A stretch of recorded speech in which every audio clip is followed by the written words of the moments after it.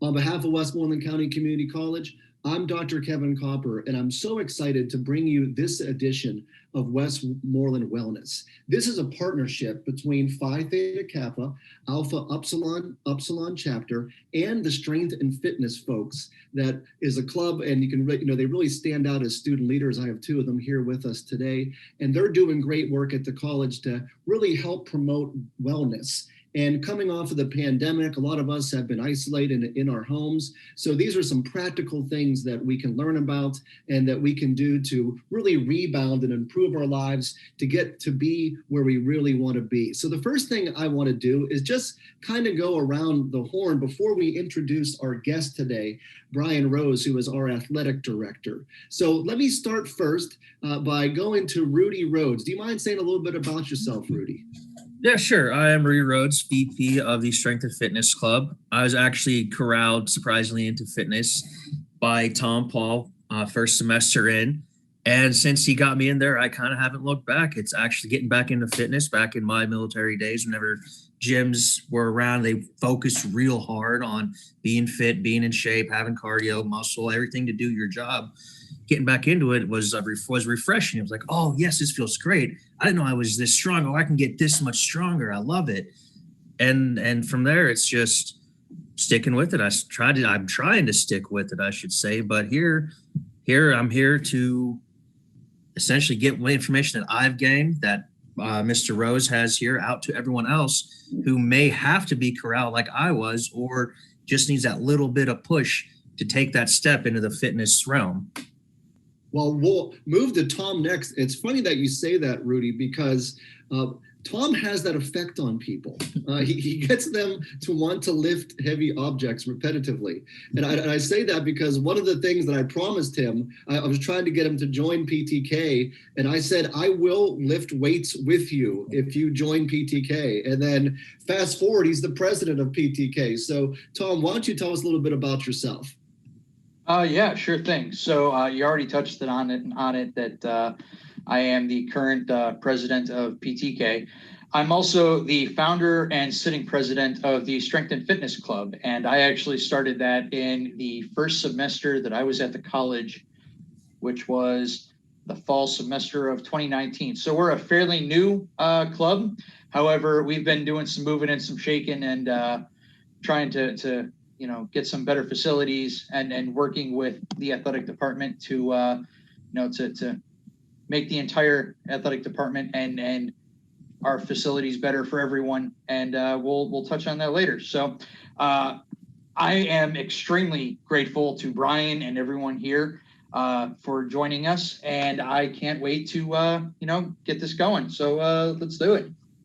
Yeah, I mentioned we were talking a little bit before our session today, and whenever Tom and I were organizing the Westmoreland Wellness Initiative, this was at the top of our list. We really wanted to talk to Brian. So, Brian, could you tell us a little bit about your background and what brought you to Westmoreland?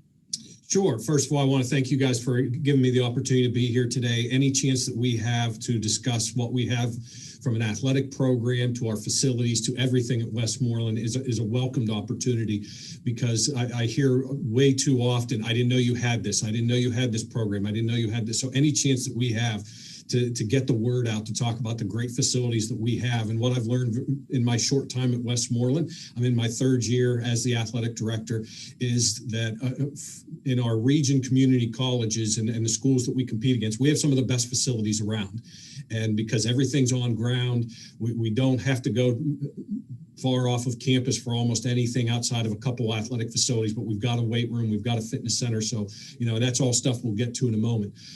About me, like I said, I'm in my third year. I'm a Western PA native. I went to West Allegheny High School on the west side over by the Pittsburgh Airport.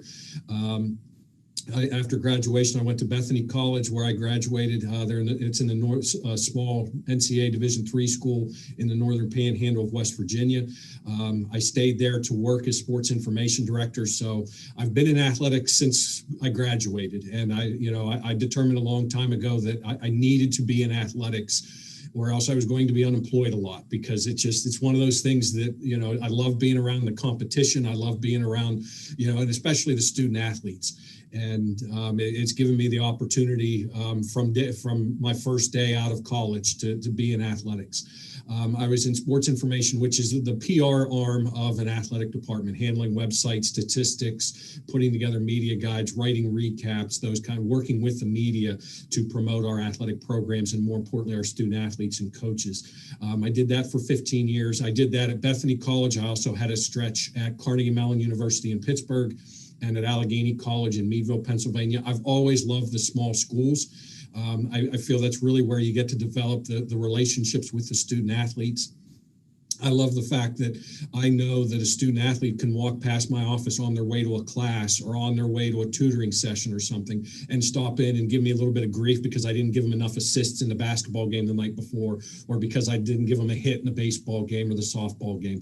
I love having those kind of conversations, and then also getting a chance to ask them about their academics because they're on, hey, what are you going? I have a psychology study session. You know, how's it going in that class? I love having that interaction and knowing that they're truly students first in that student athlete equation. I had the opportunity to be promoted to athletic director at Bethany and served in that role for about 5 years. There were some changes at Bethany, and it allowed me to start looking for some other opportunities. And my wife is from Westmoreland County. She's a graduate from Norwin High School. So this was kind of a natural fit. She still has family in the area. My family still lives over by the airport area. So it's not far for either of our families. And it was a really good fit. And it's been fun to come here and see the challenges that our students and our student athletes go through and to try to help them meet those challenges and meet their goals of not only educationally, but also athletically, where they get better, or maybe just as simple as getting some and improving their physical fitness and being able to tell them about our facilities and help them get in and start taking those first steps on physical fitness.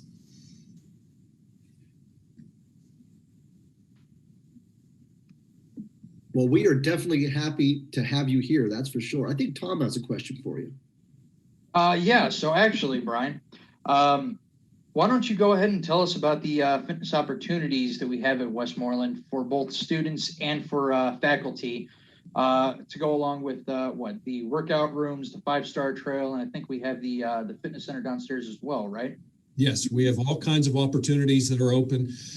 We have a fitness center that's downstairs. When you first come into our Student Achievement Center and you turn to the right, you'll see the signs for our main gym. We also have our auxiliary gym. So it's kind of our athletic wing.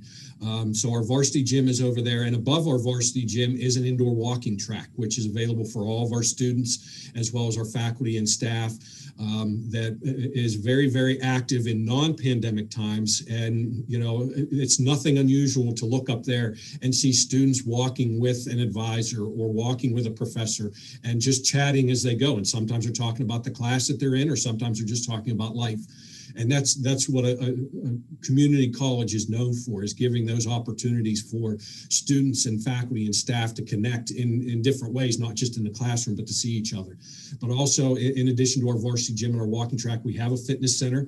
It has weight machines in it, which is probably better for the kind of the beginners in a physical fitness, who aren't necessarily ready to come in and start lifting and benching, 150, 200 pounds. They can come in and kind of ease their way into it and kind of learn on those machines as they go.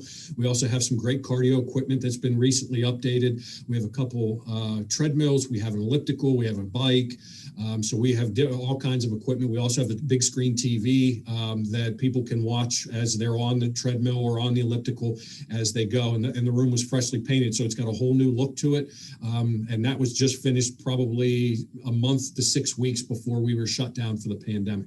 Yeah, Rudy. Also in that wing, we have and it's kind of tucked away. So I've had to walk many people up there because it's harder to give explanations to where our free weight room is.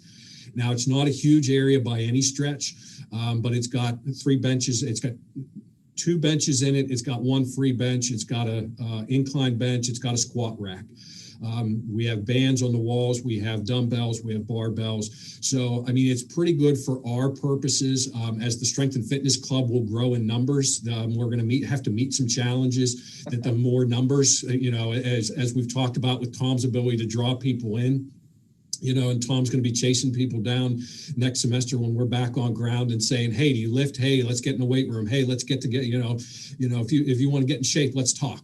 And we're going to talk more about some things that we've got in store for those areas. But we do have the 5-star trail. It's a county star trail that runs right through the heart of our campus. It's part of our cross country course as well that our varsity cross country team uses for portions. And there are different events on there throughout the year. But it's not obviously run through the college. Again, it's part of our college. It runs through the college property, but it's a great area. There's places on campus that faculty and staff and students can meet up right there and walk in either direction and walk a mile or jog a mile, or they can bring their bikes and meet there and go for a ride. So there's lots of different areas to be able to get outside as well. We have an auxiliary gym that we have continuing education courses in, and this may not necessarily be something that the 18 to 22-year-old students have, but with our continuing education, that goes to more our non-traditional students, where we'll have walk live and we'll have Tai Chi classes. And Tom, Rudy, and I have talked about different options that we can try, from yoga or things like that we can try to get in there as well. So, the pandemic has thrown a wrench in some things, but it's just been a temporary thing. And as we start to look to come out of the pandemic and hopefully be back on ground starting in the fall, it's going to give us the opportunity to revisit those plans. And, as everybody's going to be looking for reasons to get out of their house and to try to get back into shape and try to get some things, it's going to give us an opportunity to put some ideas together and draw some people back into our facilities. Which is always great. I know I could afford to lose a couple pounds and put maybe a few on since we've been all locked up and whatnot. Quarantine 15. Yep, I'm right there with you. I think that makes us all pretty normal at this point. The one thing, and of course I'm a historian, so whenever I look at my 15 years at the college, I really see the storied programs that we've had, not just during my tenure at the college, but for quite literally 50 years. And we've had just absolutely incredible athletes. And I know that, for example, our bowling team has historically been very good. Our baseball team has been great. Our basketball team, the women's volleyball team, so that golf and soccer, I mean, everything. So I just wanted to ask you a little bit about the types of athletics programs we have, from basketball all the way to golf. Well, we have 13 varsity programs. We're one of the largest athletic programs in Region 20 of the NJCAA, which is our governing body. And technically, we can add a 14th varsity sport, and I'll touch on that a little bit. We've added esports, which is video gaming. We've just got it off the ground this semester. We have 6 student athletes in it playing 3 different titles. I'll be the first to tell you, I'm middle-aged, and some of that stuff is way, way above me. I'm acting as coach, and that's a good combination to put it together. I'm acting as a coach. I'm more of an advisor for them, but I've got a really good captain that kind of takes care of all that kind of stuff. But they're playing NBA, they're playing Rocket League, they're playing Smash Brothers, and esports is technically a varsity sport. But of our 13 traditional varsity sports, and you mentioned, we just have a tremendous history, and we're one of the top programs in the Western Pennsylvania Collegiate Conference, the WPCC, which is another, which we compete in with Butler, Penn Highland, CCAC, and we've had other schools throughout the time join us in that league as well. We start in the fall programs we have a women's volleyball program. They're getting better every match. And the past couple of years, we don't have a ton of success in terms of wins, but the program, 3 years ago we didn't have enough to field a team. But the past few years we've gotten far better. We're very competitive with schools in our region, and we're playing up a little bit with some Division II schools. Our men's and women's soccer programs, our women's soccer team is trying to find some traction right now in field teams. Our men's team, we won our first game last year in a few years, in our first game under a new coach. And again, very competitive. So, we've been getting better and seeing better numbers from that standpoint. Probably our highlight program in the fall is our men's and women's cross country teams. Led by a Westmoreland alum, and Patrick Comer. He's been doing this for 10 years for us. our multiple conference championships and region championships, and our women's cross country team. Due to the pandemic, the only sport that competed for us on a varsity level this fall was was both our men's and women's cross country team. And our women's team was one of the top in the country. We didn't compete for region championships because there weren't enough teams to have a region championship, but we went to national championships out in Iowa in November, and we finished third in the country with the women's cross country team, our highest finish in school history. And to show that we're student athletes and students first, our women's cross country team also had the highest GPA in the country among our top 5 runners with over a 3.9, which is unbelievably impressive, balancing the academics online, and some of them were on ground, and some of those challenges with the pandemic, as we have students in dental hygiene and nursing, but also coming to practice, 3-4 days a week and competing once a week. So tremendous accomplishment and tremendous leadership provided by Patrick Comer with that program. You mentioned golf. We have men's and women's golf programs. They didn't get to do much. We didn't compete in the golf in the fall, but normally we have a fall season that ends with our conference championship, and then they pick back up in the spring and compete through our region championship. So they'll be getting started. Again, it's an unusual year, is that most things were pushed to the spring semester. You mentioned our bowling programs. Tremendous programs. We've had 2 individual national champions on the men's side from our bowling program, NJCAA national champions. I believe we've won five or six consecutive men's conference championships. We've won over 5 or 6 conference championships for our women's program. We are a traditional participant every year in our national championships for the NJCAA. So a great program run by longtime head coach John Rawl, who runs Main Lanes down in Bowling, which is where our home teams our home matches are. Our basketball programs have enjoyed great success as well. In 2017-18, our women's team won the conference championship and reached the final of the region tournament.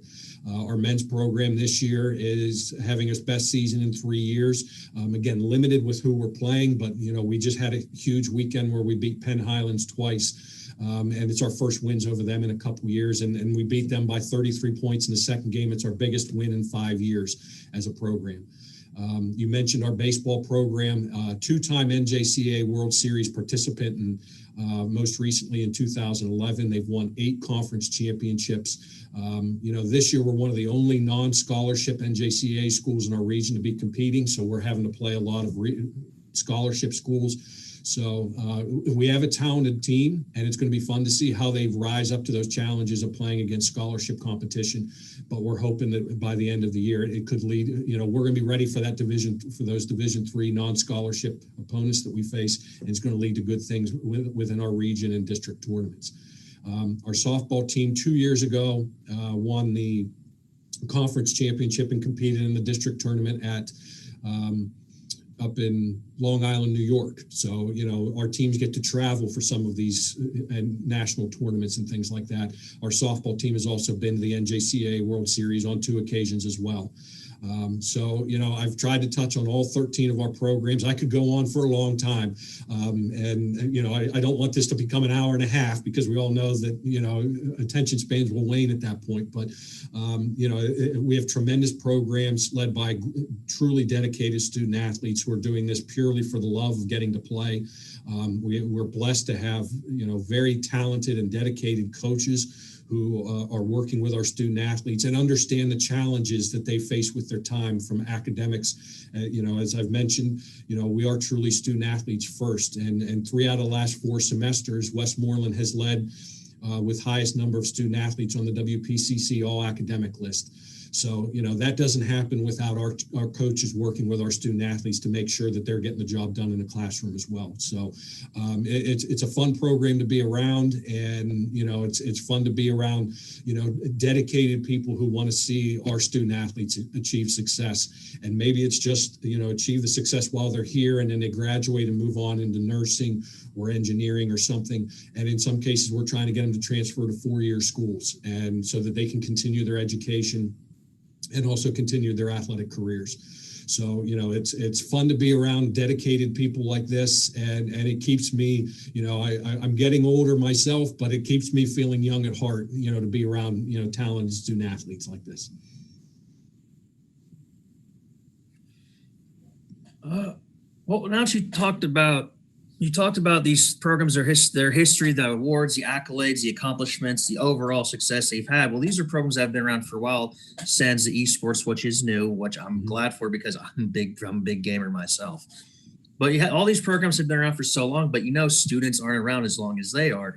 So it shows the fact that these programs are very successful. But speaking on students, how they always rotate in and out, whether it's personal, whether it's they're transferring, they're just coming in. I'm sure that we've had students who came in during this pandemic, and during the pandemic, like you've also said, there's been a fair decline in the amount of schools and teams participating in these sports, which lowers awareness of these opportunities of these programs. So with that being said, and with your vast pool of knowledge and experience dealing with programs and bringing awareness to students during this pandemic and possible future ones, we never know how these things go, how nature works. Mm-hmm.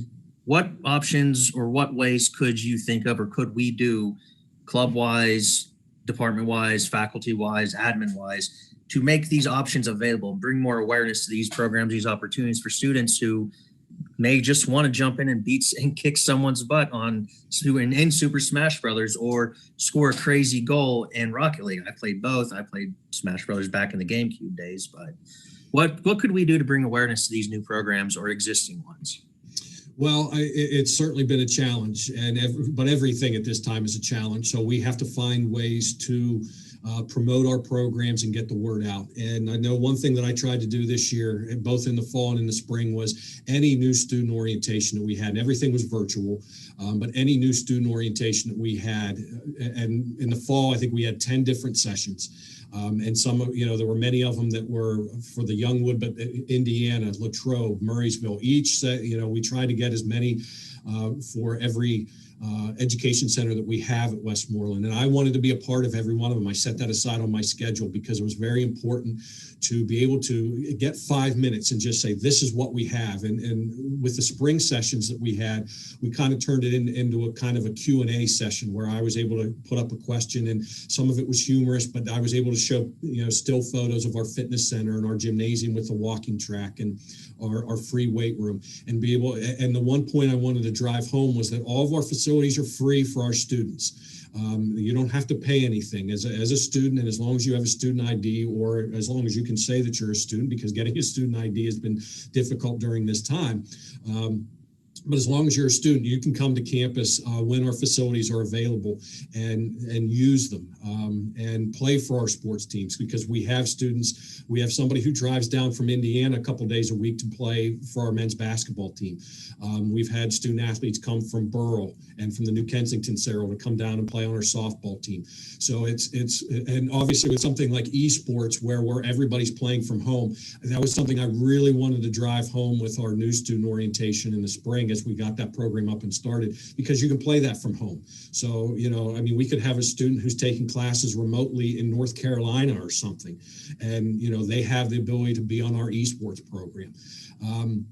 As we're moving forward, it's about working with our communications department, our communications and marketing, and wanting to get more emails out.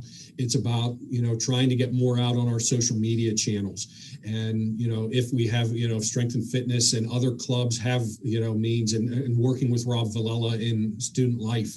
I know, we're retweeting and getting out as much information as we can on Twitter, and, he's got a good presence on Instagram, and getting as much information out there as we can to say what facilities we have. Again, we've been pretty limited with what we can do from having our facilities are open, but we're limited to only allowing 4 people in the fitness center or the weight room at a time. So we haven't been hugely advertising that, because I'm worried that we would have 20 people come running in, and then I basically got to sit there and pick and choose 4 people. I know you guys have dropped in on occasion. Our student athletes are coming in when they're getting ready for practice. And I've had some staff members reach out and say, hey, I'm tired of going to my gym. I live 2 minutes from the school. Can I come in? So, we've tried to get that word out. But as we go forward and look to have more the new student orientations for next year, I've always found that new student orientation is one of the most important things that we can be involved in, to get our names out there. And all the information is not going to stick. I may give a 5-minute presentation at it. I don't expect everybody to remember, because those things are very long. We throw a lot of important information in there. But if they remember, hey, there's varsity sports. Hey, there's a strength and fitness. Hey, didn't somebody say there was a weight room on campus? As long as you get something to stick and you leave your contact information and you make sure that they know how to contact you, then they can reach out and they can do the follow-up and we can get them involved. I mean, it's obviously very challenging times right now, but, as we start to look towards the summer and towards next fall, when we're hopefully back on ground, some of these means and communications and social media is where everything's at. And, we're hoping to kind of expand on what we do in the athletic department. And certainly, it might be something that we can talk to the clubs about, or certainly through student life and through student activities to promote as much as we can out through those means as well. Well, I'm glad you mentioned that. And, whatever creator we all believe in, but, God forbid we have to worry about another pandemic or anything like this again.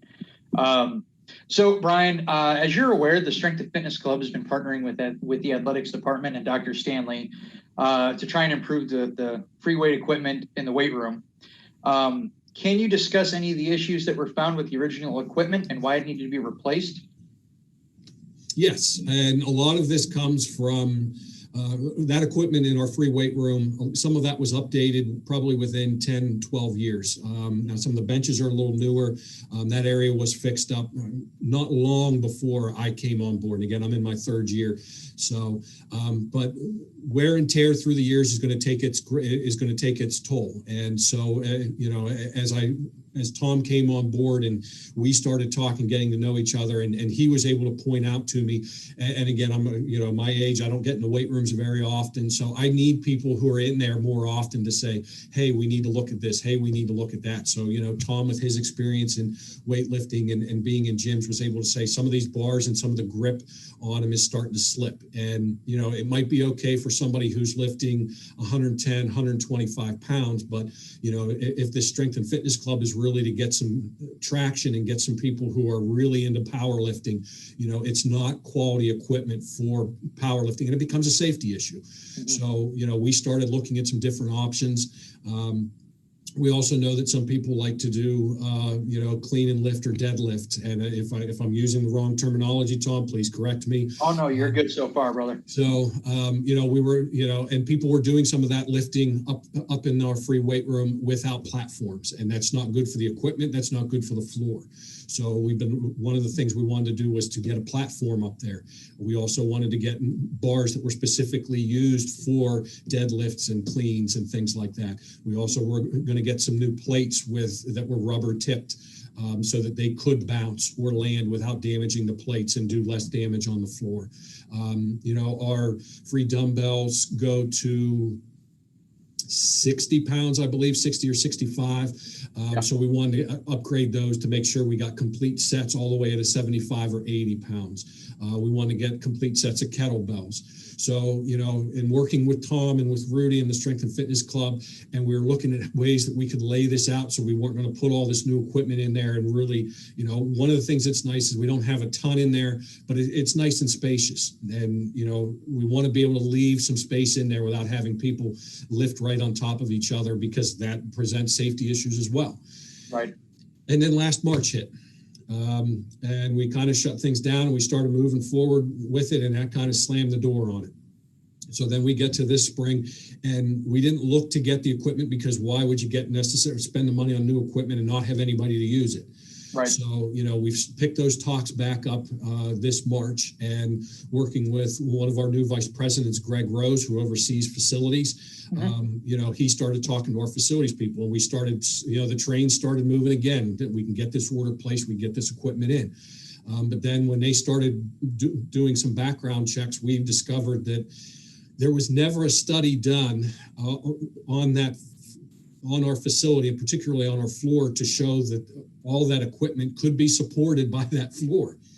So we have to do some engineering studies to make sure that A, it can support what's up there now, and then B, can it support the new equipment that we're going to be bringing up there, and what that's going to entail with somebody, trying to deadlift 500 pounds and things like that. So we're going to do those engineering studies and find out, that facility can hold it. And if not, we've got a plan B where we start shifting equipment around to bring it downstairs into our fitness center. Maybe we shift some of the fitness center equipment up there. So the train hasn't stopped, but it is certainly at a crawl at this point until we get the information back from some studies that we need to do to make sure that our facility is going to be 100% safe for our students, for the equipment, and for anybody else who uses it.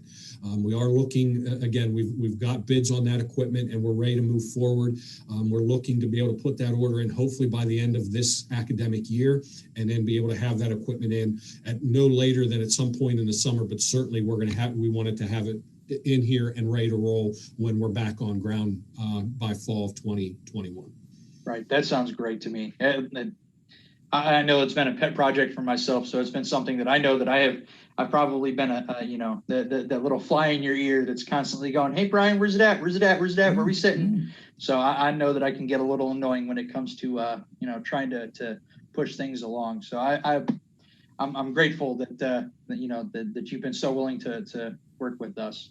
I'm eternally grateful. But I think Dr. Kappa actually has a question coming up here.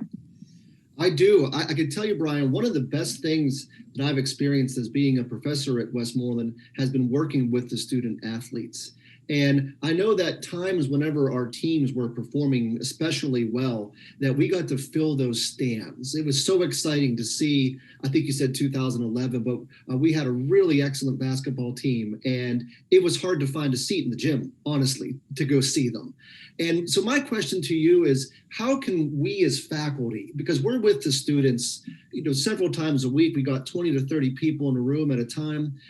How can we make the athletics program a conversation that we have with our students, so that way they know where they're going and what's at stake with the playoff game, or who the outstanding student athlete is with the highest number of points or baskets in basketball. So so my question is that what can we do as faculty in our classrooms to better support what you do and what the student athletes are doing?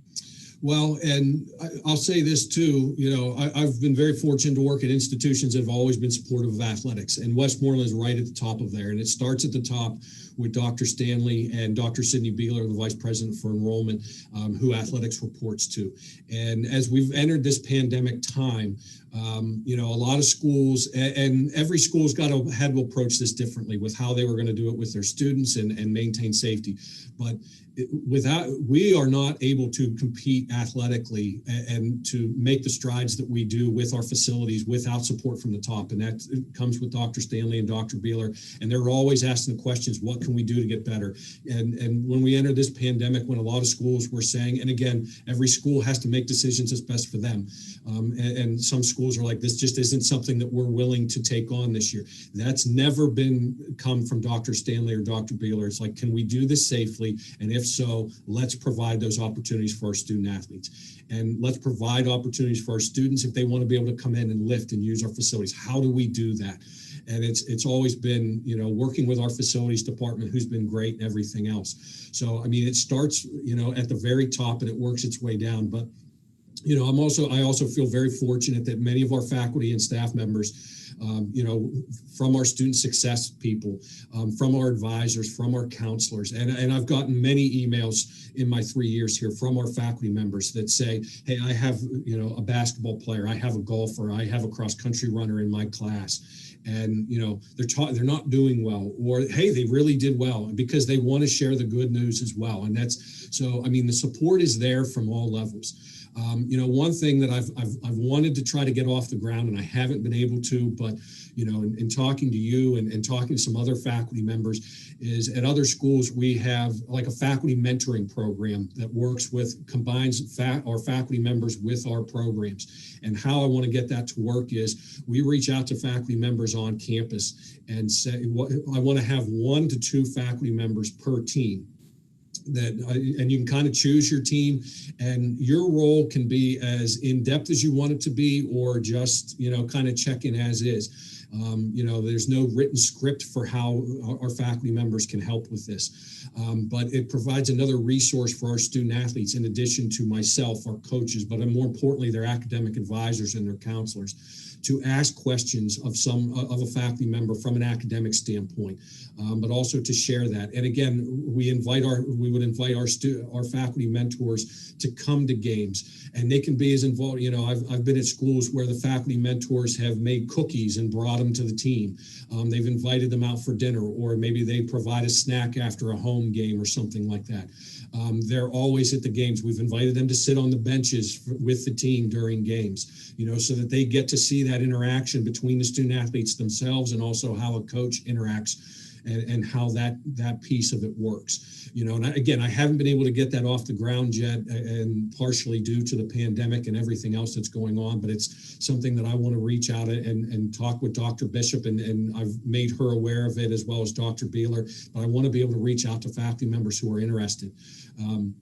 And get them involved with the program so that they can learn, more of how this works on a day-to-day process. And particularly, I think what it does is it shows, it gives them a firsthand look into what our student athletes are doing and how they're trying to balance themselves. And at times, those faculty mentors can come to us as coaches or administrators and go, hey, Brian's trying to juggle this and this and this, and it might be a little much. And then it gives us another resource for all of us to sit down and say, how can we help our student athletes to achieve everything that they want to do? Because the number one goal here has to be to get that education.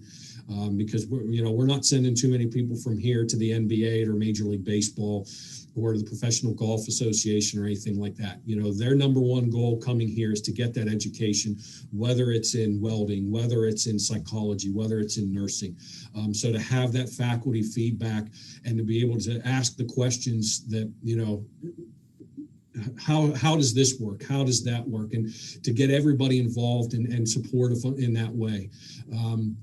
I talked about it, the advising piece of it. Our advisors do a great job of reaching out to me and saying, Brian wants to drop a class and that's going to take him to 9 credits. That becomes a problem if we've got a student looking to drop from full-time status because they can't compete.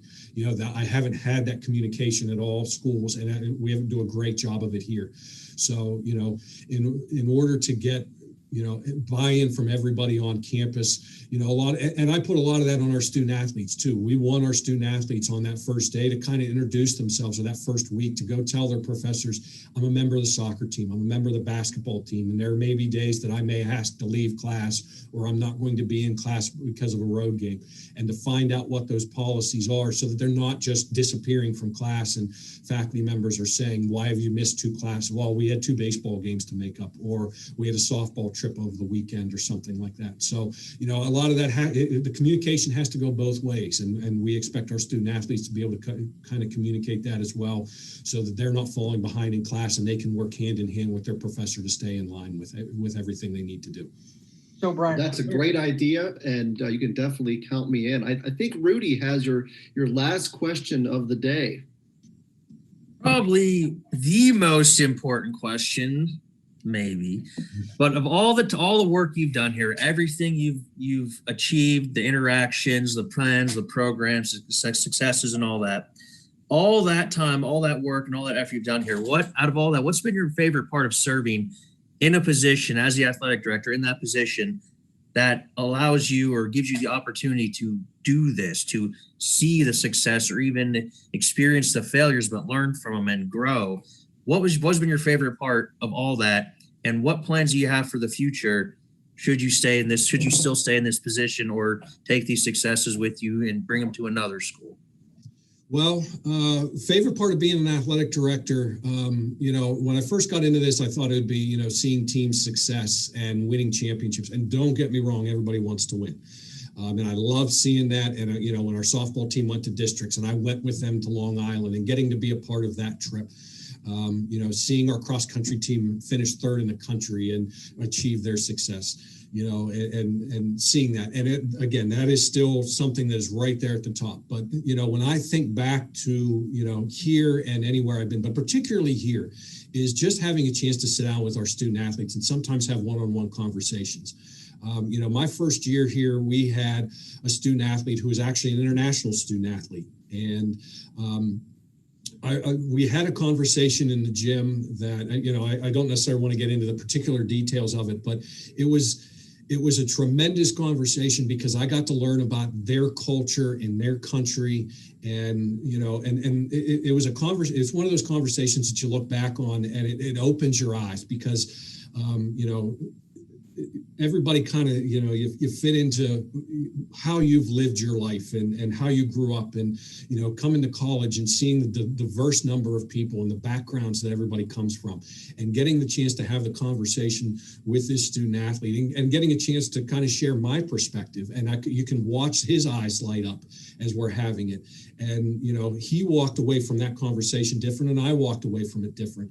And, I've had conversations with we have basketball players from New York and Maryland and Delaware on our team this year.